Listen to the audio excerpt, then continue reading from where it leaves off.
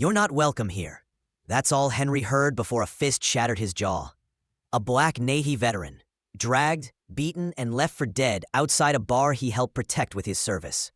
But what Tony, the bar owner, didn't know, Henry had brothers, and those brothers weren't coming to talk. They were coming to end him with truth. The snow crunched beneath Henry Jefferson's boots as he stepped out of the bar, bloodied, bruised, humiliated.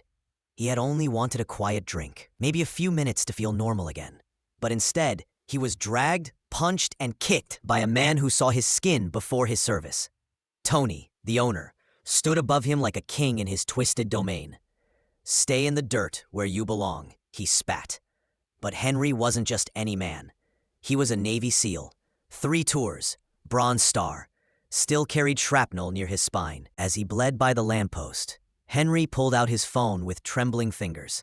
"Marcus, I need you," he whispered. Then the world started to fade.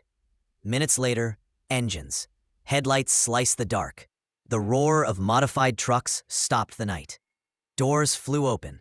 Marcus stepped out, face cold as steel, flanked by 5 men who moved with lethal precision.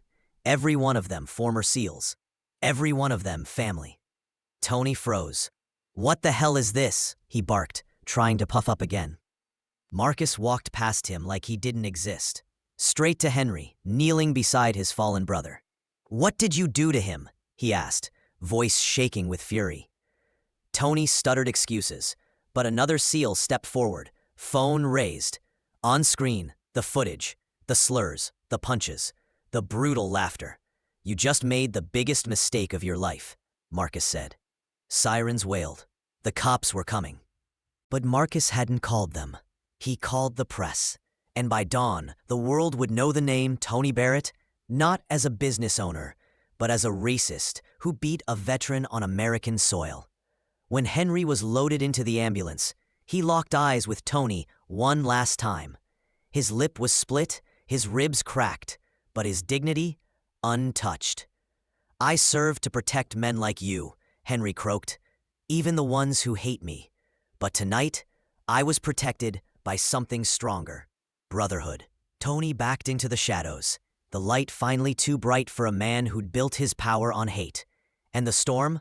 It had only just begun. If this story moved you, hit like, share this with someone who needs to hear it, and subscribe for more real stories that demand justice.